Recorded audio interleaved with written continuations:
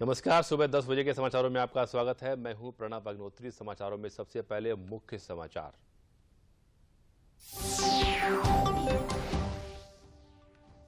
प्रधानमंत्री नरेंद्र मोदी ने कल देश के 45 स्थानों पर रोजगार मेले में वर्चुअल माध्यम से 71,000 युवा आवेदकों को बांटे नियुक्ति पत्र। कहा, युवाओं को रोजगार के लिए सरकार मिशन मोड पर कर रही है काम।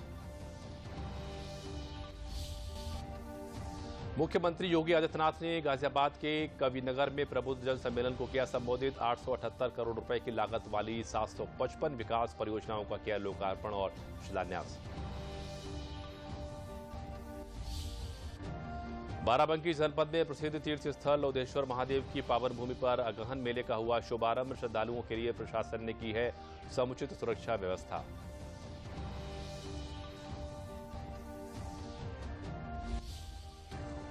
और तमिलनाडु से आए प्रतिनिधिमंडल के सदस्य अयोध्या में मर्यादा पुरुषोत्तम भगवान श्री राम के जन्मस्थल पर भव्य और दिव्य मंदिर निर्माण को देखकर हुए भाव विभोर। जन्मस्थान पर की विधि विधान से पूजा अर्चना।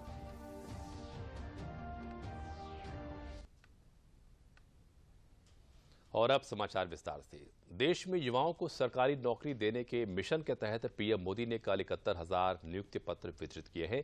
प्रत्येक महीने में करीब 1.5 लाख लोगों को सरकारी नौकरियों के नियुक्ति पत्र जारी किए जा चुके हैं।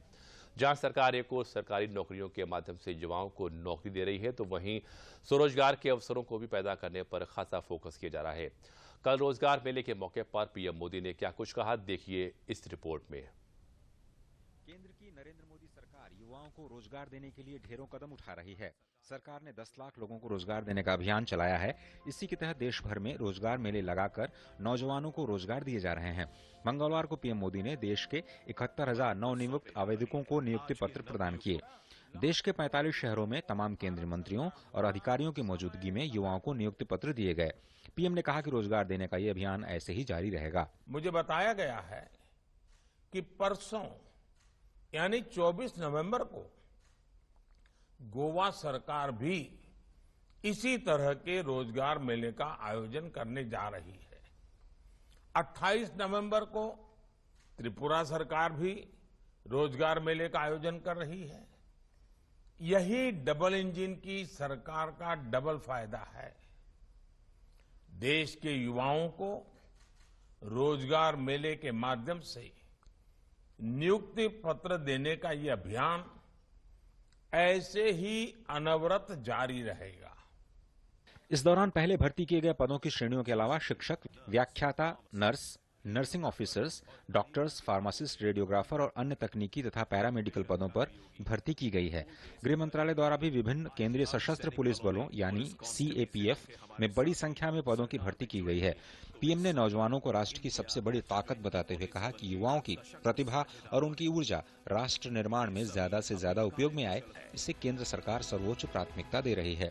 कल्पना कर सकते हैं, सिर्फ पीएलआई स्कीम में ही देश में 60 लाख नए रोजगार का सृजन होने की उम्मीद है। मेक इन इंडिया अभियान हो, वोकल फॉर लोकल हो, लोकल को ग्लोबल ले जाने का अभियान हो, ये सभी योजनाएं देश में रोजगार और स्वरोजगार के नए अवसर बना रही हैं। यानी सरकारी और गैर सरकारी दोनों ही क्षेत्रों में नई नौकरियों की संभावना लगातार बढ़ रही है। देश के अलग अलग हिस्सों में केंद्रीय मंत्रियों ने रोजगार मेले में हिस्सा लिया और नियुक्ति पत्र बांटे। दिल्ली के छावला बीएसएफ कैंप में गृह राज्य मंत्री नित्यानंद राय, गुरुग्राम के बीएसएफ कैंप में सूचना एवं प्रसारण मंत्री अनुराग ठाकुर, जालंधर सीमा सुरक्षा बल के पंजाब फ्रंटियर मुख्यालय में केंद्रीय मंत्री सोम प्रकाश, गुवाहाटी में सर्बानंद सोनोवाल और पटना में पशुपतिनाथ पारस मौजूद रहे। प्रधानमंत्री मोदी जी ने भारत सरकार के माध्यम से विभिन्न मंत्रालयों द्वारा, डिपार्टमेंट्स द्वारा 10 लाख सरकारी नौकरियां एक वर्ष के अंदर देने का जो संकल्प लिया है, पिछले महीने 75,226 लोगों को रोजगार मिला, तो आज भी 71,000 से ज्यादा युवाओं को सरकारी नौकरियां देने का काम किया। इसके अलावा देश के तमाम राज्यों में अनेक विभागों के नौजवानों के बीच नियुक्त पत्र बांटे गए। रोजगार मेलों को लेकर युवाओं में उत्साह का माहौल देखने को मिला। नियुक्त पत्र पाने वाले युवाओं ने खुशी जताई और कहा कि देश और परिवार के सपनों को पूरा करेंगे। मुझे अभी इंडियन ओवरसीज बैंक में as a probationary officer appointment मिला है और मैं बहुत थैंक यू कहना चाहता हूँ सबसे पहले तो भगवान का, उसके बाद सेंट्रल गवर्नमेंट और नरेंद्र मोदी जी का। एसएससी जीडी के थ्रू मेरा सीआईएसएफ में सिलेक्शन हुआ है। मैं इसके लिए प्रधानमंत्री नरेंद्र मोदी जी को बहुत ज्यादा आभार व्यक्त करना चाहती हूँ। मुझे अब केंद्रीय मंत्रालय के लिए कुछ काम करने का हिस्सा मिलेगा, इस देश के लिए कुछ काम करने का हिस्सा मिलेगा। आज इन सबों के बीच में मुझे जो अपॉइंटमेंट लेटर मिला है, तहे दिल से मैं हमारे प्रधानमंत्री श्री नरेंद्र मोदी जी का दिल से धन्यवाद करता हूँ। पीएम ने कर्मयोगी प्रारंभ मॉड्यूल का भी शुभारंभ किया। ये मॉड्यूल विभिन्न सरकारी विभागों में सभी नए नियुक्तियों के लिए एक ऑनलाइन ओरिएंटेशन पाठ्यक्रम है। पीएम ने नियुक्त पत्र पाने वालों से इससे जुड़ने और उनका अनुभव साझा करने को भी कहा है। आप कर्मयोगी भारत प्लेटफॉर्म पर उपलब्ध ऑनलाइन कोर्सेज का जरूर ज्यादा फायदा उठाएंगे ही। इससे आपकी स्किल भी अपग्रेड होगी और भविष्य में आपको अपने कैरियर में भी काफी लाभ होगा।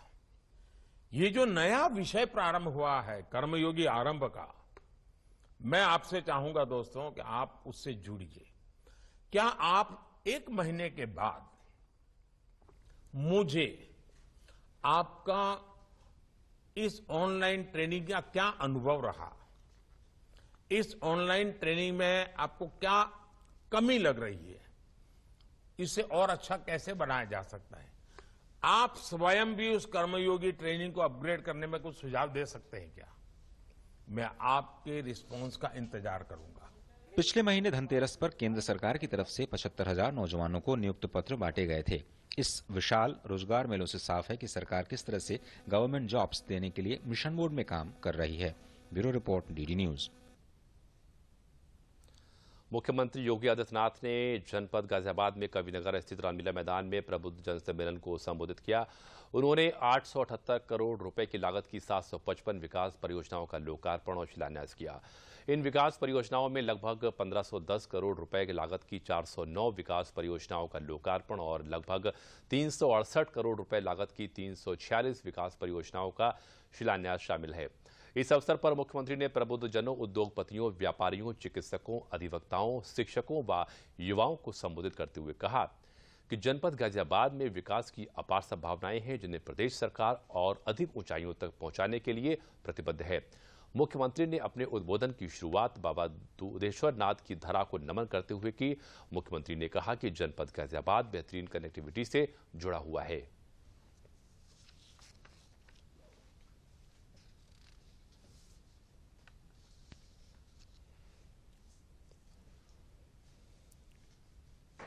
आज देश का पहला 12 लेन का एक्सप्रेस हाईवे गाजियाबाद को जोड़ते हुए आगे बढ़ता है।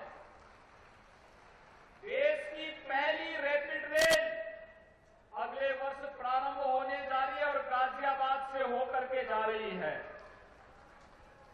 गाजियाबाद के पास अपना एयरपोर्ट है, बेहतरीन कनेक्टिविटी है और आज इसी व्यवस्था को आगे बढ़ाने के लिए मैं स्वयं अपने जनप्रतिनिधियों के साथ में 878 करोड़ रुपए की परियोजनाओं का सौगात गाजियाबाद वासियों को देने के लिए यहां पर आया हूं।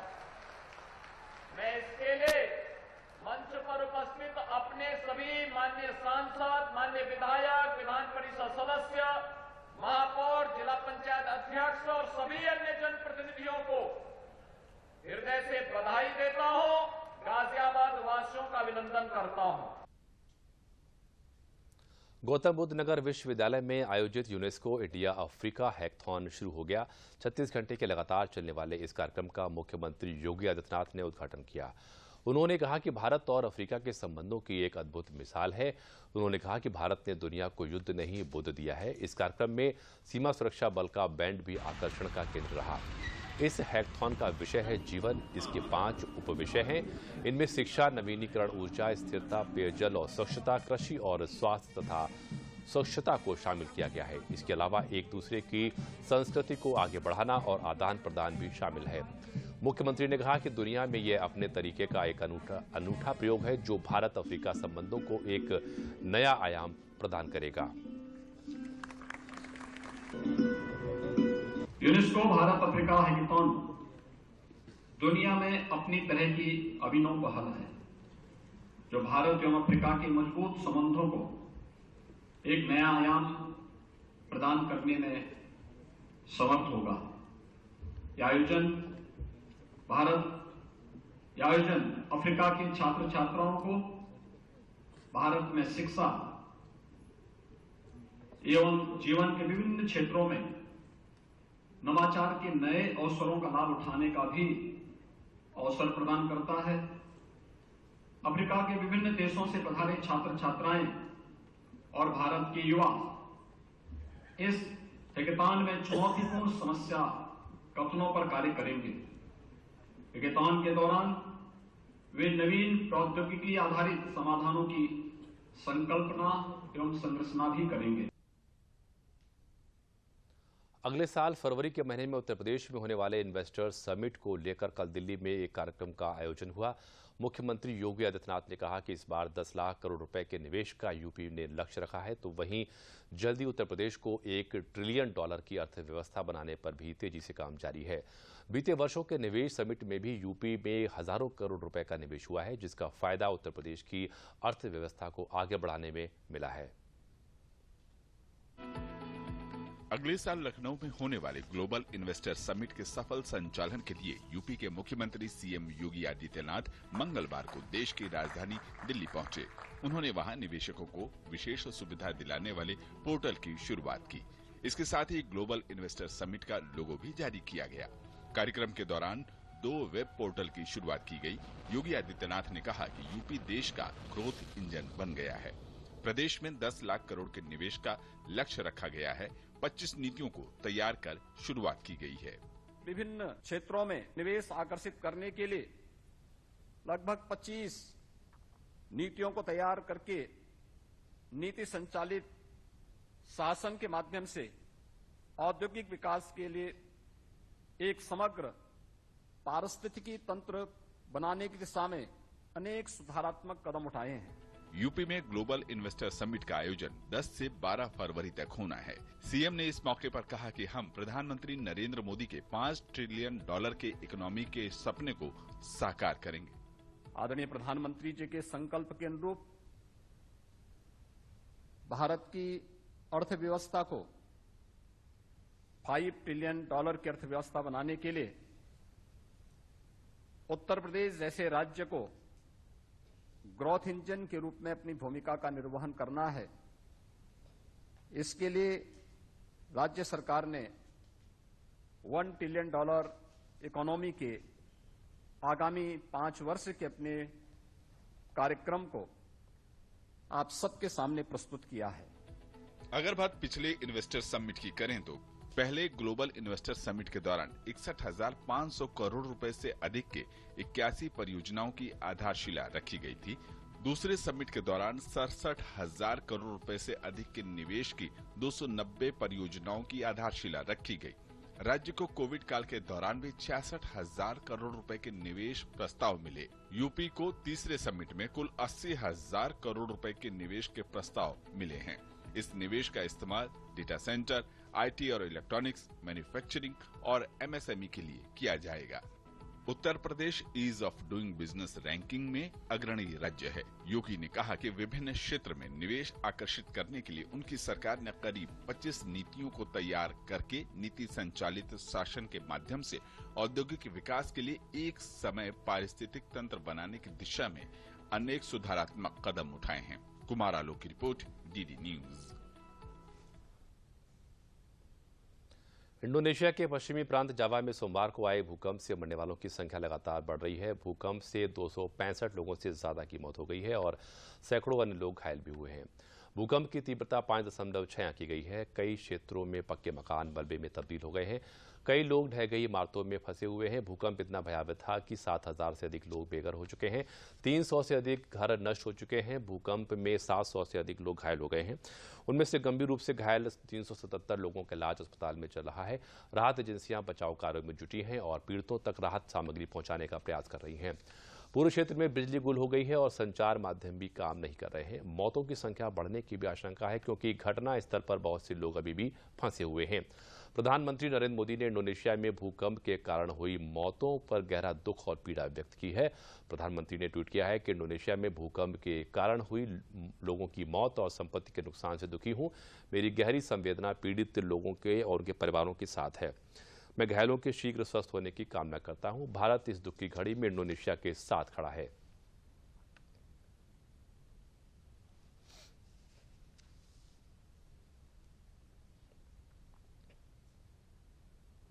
समाचारों में वक्त है छोटे से विराम का। हाय मॉम, फिर से शॉपिंग? बाबूजी, आपने इसे बिगाड़ के रखा। लिमिट में करो तो कुछ बुरा नहीं होता है। बिना लिमिट शॉपिंग करेगी आपके कार्ड पे ऐड ऑन जो है। मैंने तो कार्ड पे लिमिट सेट कर दिया।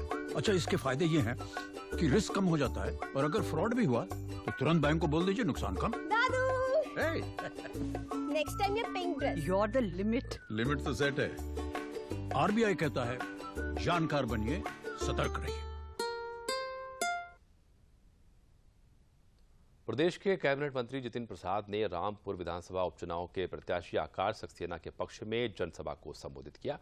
उन्होंने कार्यकर्ताओं से चुनावी रणनीति पर बातचीत की और पार्टी प्रत्याशी की जीत के प्रति उम्मीद जताई।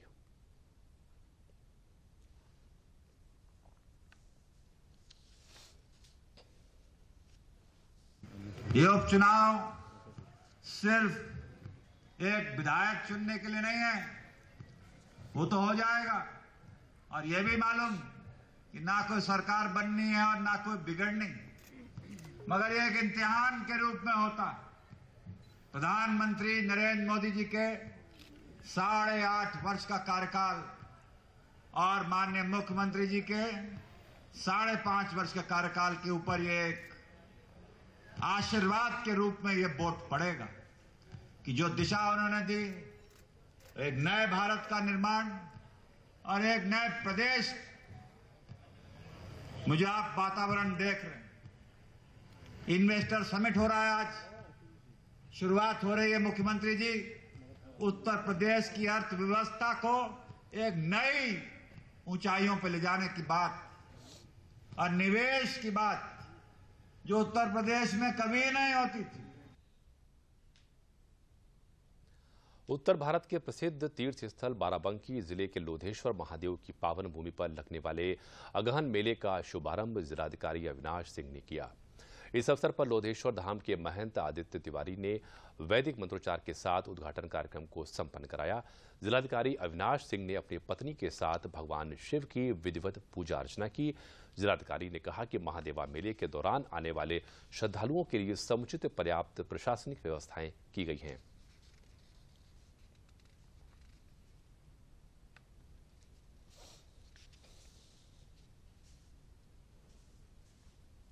मेला यहाँ पे अच्छे से संचालित हो। यहाँ पर जो प्रशासनिक व्यवस्थाएं होनी है वो हम लोग पूर्ण करा चुके हैं और समय समय पर जो भी आवश्यकता होती रहेगी उसको हम लोग अपनी देखरेख में ये सुनिश्चित कराएंगे कि मेला सकुशल और अच्छे से संपन्न हो, किसी भी श्रद्धालु को कोई भी किसी भी प्रकार की परेशानी न।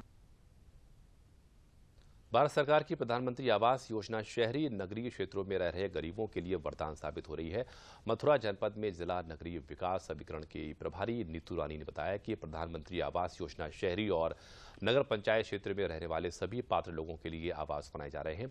15,000 से अधिक गरीबों के लिए आवास बन चुके हैं। प्रधानमंत्री आवास में लेंटर की छत वाले 2 कमरे, 1 रसोई, बाथरूम और लैट्रिन के लिए 3 अलग अलग किश्त में बैंक के माध्यम से धन दिया जाता है।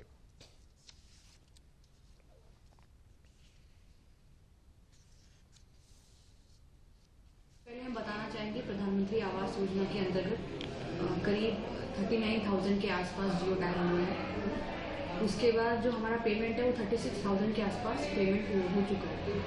कंप्लीशन की बात करूँ मैं तो हमारा जो पेमेंट है वो 15,000 के आसपास कंप्लीट पेमेंट 2.5 लाख को मिल चुका है।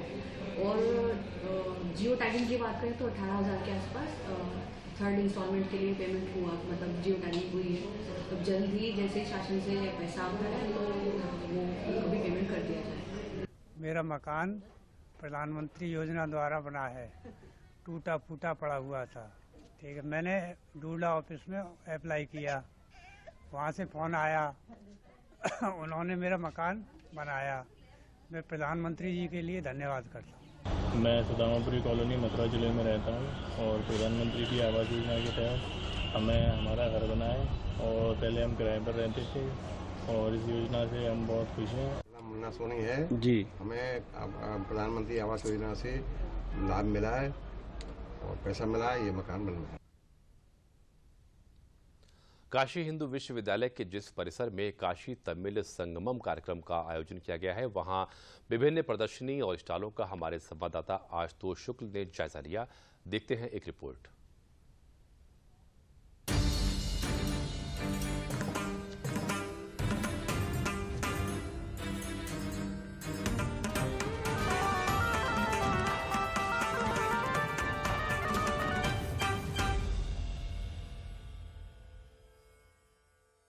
काशी हिंदू विश्वविद्यालय के परिसर में काशी तमिल संगमम एक अभूतपूर्व आयोजन के रूप में है। पूरे परिसर में पसरा हुआ है दक्षिण भारत और उत्तर भारत का विविध रूप।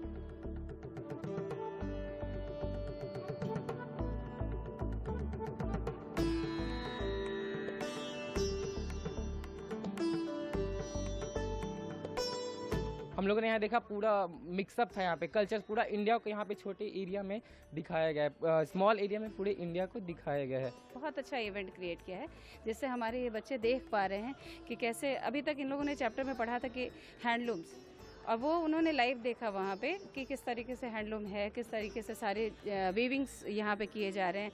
इधर ये सिल्क है या कॉटन है। फिर यहाँ हम जो लेके आए इस स्टॉल पे बच्चों को, तो उन्होंने देखा कि किस तरीके से इनग्रेविंग्स हो रही है, वुडन इनग्रेविंग्स हो रहे हैं और सुंदर से ब्यूटीफुली ये बनाया जा रहा है। इसमें कहीं ना कहीं तमिल कल्चर का इन्फ्लुएंस हो रहा है। तो ये हमारे बच्चों के लिए we think it is very beneficial for our children.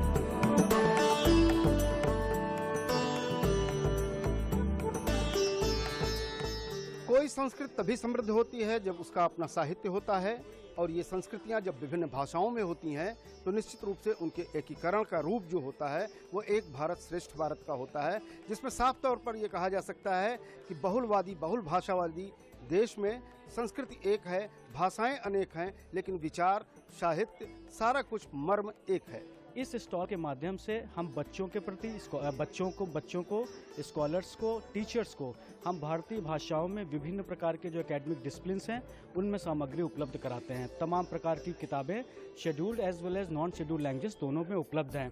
इसके अलावा हम अपनी भारत सरकार के तहत जो विभिन्न प्रकार की रिसर्च परियोजनाएं चलती हैं उनका भी हम एक पोस्टर्स के माध्यम से, बैनर्स के माध्यम से एक विस्तार पूर्वक उनका वर्णन दे रहे हैं, जिससे कि बच्चों में, स्कॉलर्स में और आम पब्लिक में भी जो भाषा प्रौद्योगिकी है, जो परीक्षण व मूल्यांकन की पद्धतियां हैं, अनुवाद है, जो भारतीय संस्कृति तथा परंपरा है, उसके प्रति भी एक रुचि जागृत हो सके।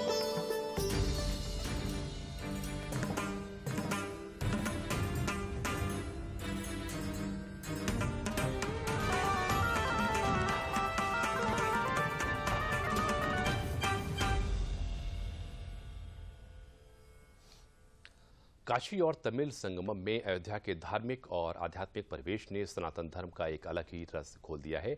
तमिलनाडु से आए प्रतिनिधिमंडल ने जहां काशी में भोले बाबा और उनसे जुड़ी धार्मिकता से साक्षात्कार किया, तो वहीं अयोध्या में मर्यादा पुरुषोत्तम भगवान श्री राम के जन्मस्थल पर भव्य और दिव्य मंदिर निर्माण को देख भाव विभोर हो गए। प्रतिनिधिमंडल के सदस्यों ने धार्मिक जयघोष के बीच विराजमान रामलला स्थल पर नमन किया और विधि विधान से पूजा अर्चना के साथ मार्मिक और रोमांचकारी क्षण व्यतीत किए। प्रतिनिधिमंडल ने ऐतिहासिक हनुमानगढ़ी पर भी माथा टेका और इससे पहले दक्षिण भारत की परंपरा पर आधारित और भगवान राम सहित चारों भाइयों के नामकरण स्थल रामलला देवस्थान पर दर्शन पूजन के साथ ही भजन कीर्तन भी किया। अंत में प्रतिभागियों के समूह ने राम की पैड़ी पर सरयू के प्रवाह और सौंदर्य के बीच समय व्यतीत किया। प्रतिनिधिमंडल के सदस्यों ने कहा कि भगवान राम हमारी संस्कृति की पहचान है और उनके जीवन प्रसंगों से हमें सामाजिक समरसता, नारी सशक्तिकरण और सत्य पर चलने की प्रेरणा मिलती है।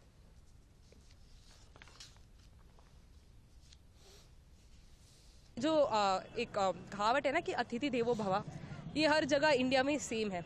और दूसरी चीज़ ये है कि भाषा अलग हो सकता है, लेकिन जो भाषा के पीछे जो एक इमोशनल कनेक्ट है वो भी सेम है। तो ये जो एकता है उत्तर और दक्षिण में, ये तो सच में बहुत अच्छा लग रहा है कि ऐसे ही कंटिन्यू होना चाहिए। एक भारत श्रेष्ठ भारत में हम पूरे काशी संगम प्रोग्राम से यहाँ पर आए, यहाँ पर अयोध्या मंदिर तो देखा है। वो ये पूरे भारत एक भारत श्रेष्ठ भारत बोलने के लिए ये अच्छा प्रोग्राम मोदी जी, योगी जी तो बना लिया। हम लोग का बहुत खुश हो गया, ऐसे ही अजमल खान जी बोल रहा है। प्रदेश के विभिन्न जनपदों में खाद्य उद्योग में तेजी आई है। कानपुर देहात की प्रसंस्कृत मूंगफली और मलेशिया के बाजारों में भी बिकेगी। प्रदेश के कृषि विपणन एवं कृषि विदेश व्यापार राज्य मंत्री दिनेश प्रताप सिंह ने कानपुर देहात में फूड प्रोसेसिंग प्लांट से मूंगफली के 2 ट्रकों को हरी झंडी दिखाकर रवाना किया। कानपुर देहात से उद्योग जगत के लिए यह पहला मौका होगा कि एक निजी फैक्ट्री द्वारा निर्यात कर खाद्य पदार्थ को विदेश भेजे जा रहे हैं। श्री सिंह ने कहा कि प्रधानमंत्री नरेंद्र मोदी और प्रदेश के मुख्यमंत्री योगी आदित्यनाथ के नेतृत्व में सरकार व्यापारियों और उद्योगपतियों के लिए ईज ऑफ डूइंग बिजनेस की दिशा में हर संभव मदद कर रही है।